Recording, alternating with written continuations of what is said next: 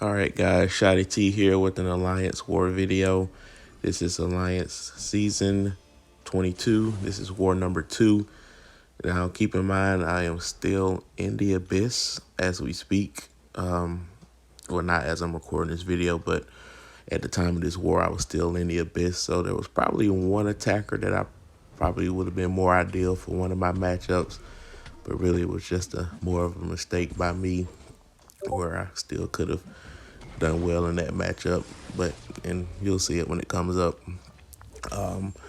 But the opponent's using Stubborn, as you can see there. I have Void. He's a stubborn attacker, and you see when I'm parrying the opponent, they gain a anti-stubborn charge, for lack of a better word. But first fight here, actually somehow I recorded it, but it's not posting to my editing system. So it was a Night Thrasher. I fought him with Storm Pyramid X. He was unawakened. It was basically I think it was a fight where I didn't really lose any health, so really it wasn't really anything educational about that particular fight. Now I do have Storm Pyramid X for this next fight. That would be very informative. Korg, of course, as you can see, he's commonly placed on this node, especially on Stubborn. It's mixed match. Can't repeat the same attack. He'll evade you. Also, the higher the sig, the more he shrugs off stuff. But the thing about Storm Pyramid X is that if the opponent shrugs off a parry, they become passively stunned for an even longer period of time. So you can actually punish them. So really, this is just a basic parry attack, parry medium light medium fight. Now the cool thing about Storm Pyramid X as well, that makes her such an excellent Korg counter on top of that, is that when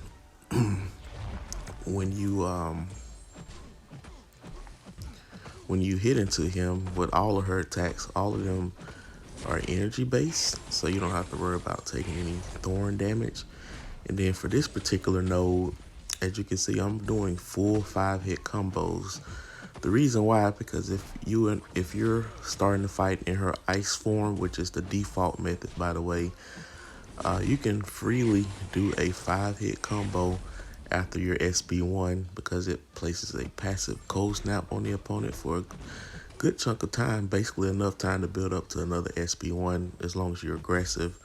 If the AI is not cooperating, then you have to go back to the medium light medium combo until you get to your SB1, as you can see there.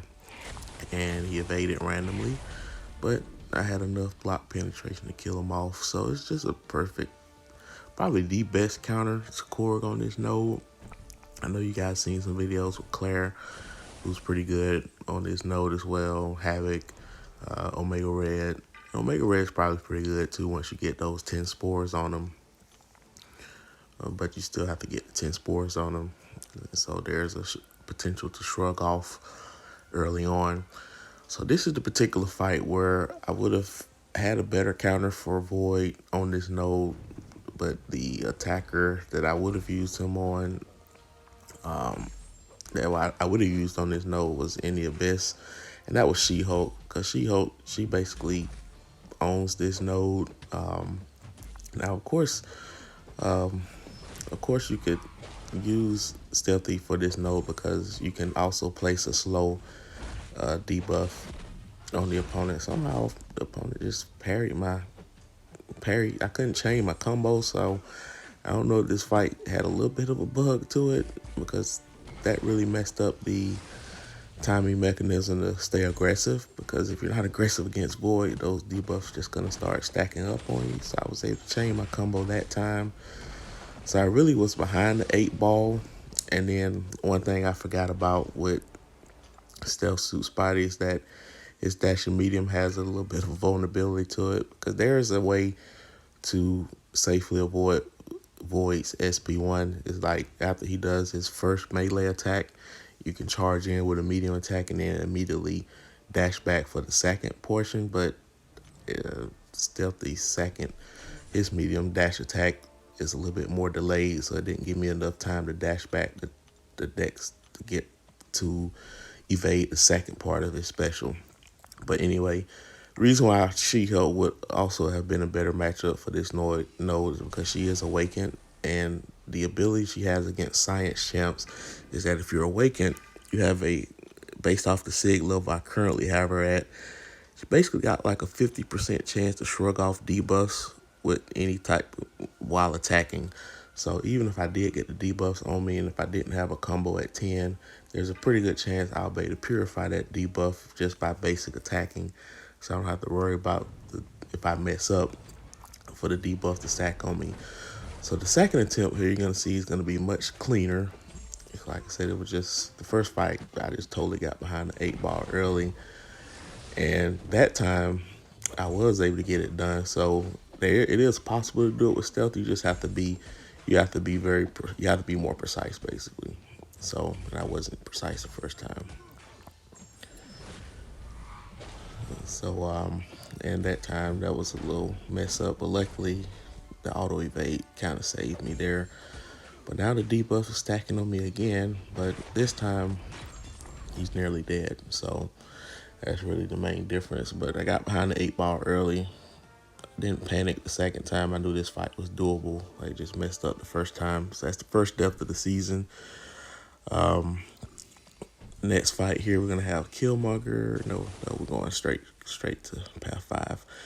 All right, so we got Stealthy for this fight, and again, I would have been totally okay using She-Hulk for this fight, but Stealthy is not a bad matchup for Thing either. So, so it's a basic fight here, and I still got that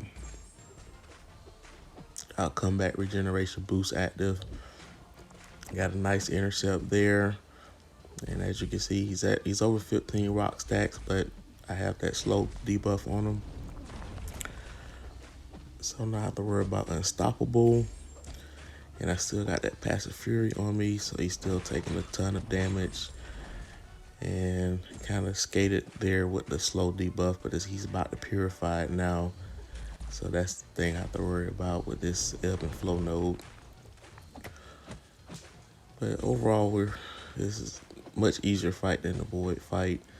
So, he's probably a better matchup for Thing than She-Hulk is because of the class advantage for one. That's the main thing, really. So here we just a little bit of sketchiness here because Stealthy's medium does 2-hit combos, so I don't want to combo him and push him over that unstoppable territory. Do an SB3 here, reset the cartridge charges for the rest of the fight.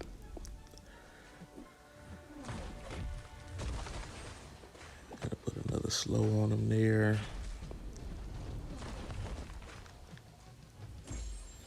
Alright, get rid of stubborn. Now there's a way to avoid his SB1 without triggering stubborn. You just have to shallow evade it, like so. I may have to do a separate video on all the different techniques because I do quite a bit of shallow evading. I don't do it 100% of the time, but it does help you a lot when it comes to stubborn wars to trigger stubborn less often. Also, it of course helps when you're fighting against Dormammu as well. Anyway, next fight here is gonna be Black Widow Clairvoyant. I was kind of trying to figure out who I might bring for this fight, but then I thought about it. Let's use, I think I decided to use Stealthy here. I got his pre-fight I'm looking up.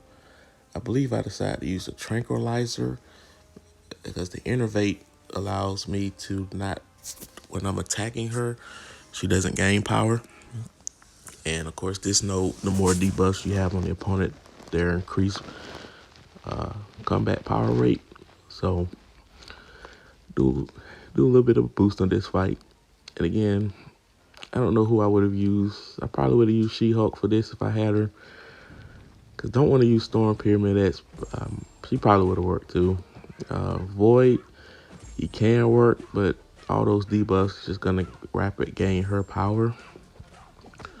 So that's the thought process, is that Stealthy is the safer matchup here. Gotta methodically take my time. Now she's not stubborn, so I don't have to worry about that aspect.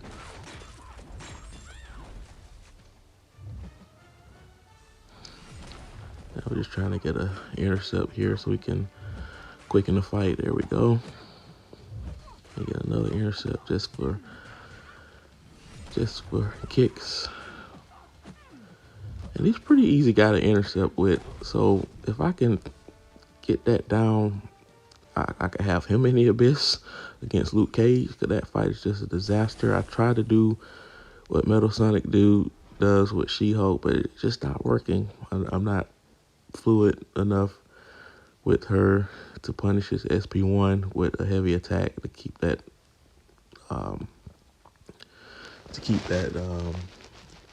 thing called, keep that slow debuff active, and also don't quite intercept him enough when he's unblockable as well. But for some reason, Stealthy's the easier guy to intercept with. So I do have one more bitch run that goes through Luke Cage, so I may try that with Stealthy. But before I do that, I'll probably just do a couple of trial fights against him, because the first only have to go through Darkhawk first. So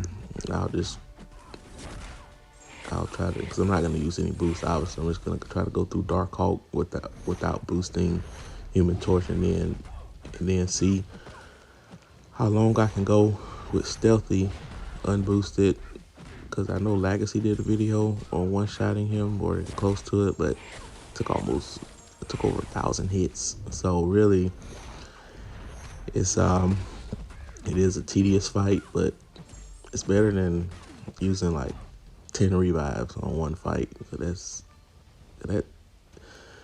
that fight and the Green Goblin fight, those are the two fights that took the most revives that last run. And in general, Luke Cage is going to take the most revives, but he's also has the ability to be one-shotted. So it's like such a polarizing fight. But in order to one-shot, you have to be severely skilled with either She-Hulk or Stealth Suit Spidey. So that's going to be the challenge.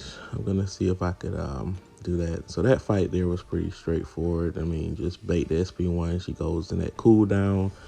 And plus with Storm Pyramid, she has that slow mechanic.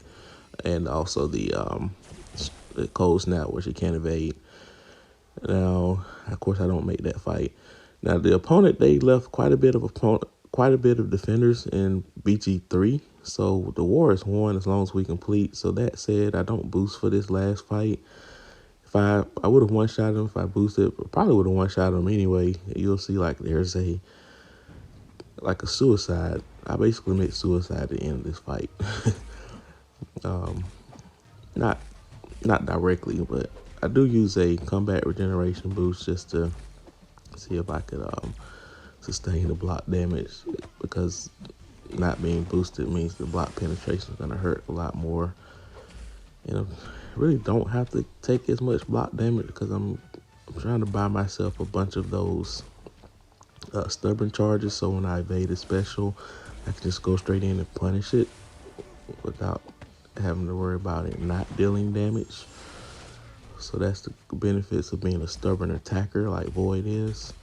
So I'm trying to rebuild them back up.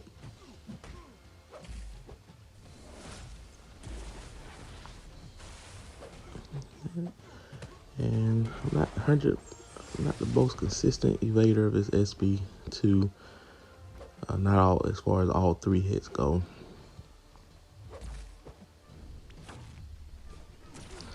And that one I just totally flubbed the evade there. And it didn't help that the petrified debuffs were the last one to prompt before Fear of the Void popped up. But right now, I can probably start baiting the SB1s now. That's the reason why I baited the SB2 early on, because the petrified debuff didn't show up early on. It was like the last 2 debuffs to show up before Fear of the Void. So now I can safely bait this SP1 without him aura Now the aura will be active now because Fear of the Void, it does combine all the debuffs, but it has to actually be there present in order to not. And there, I just go in without a plan. I didn't go in. I think he basically intercepted me. So, but anyway, we won the war. That's the main thing. Like I said, we had the exploration, but hope you guys enjoy. Subscribe.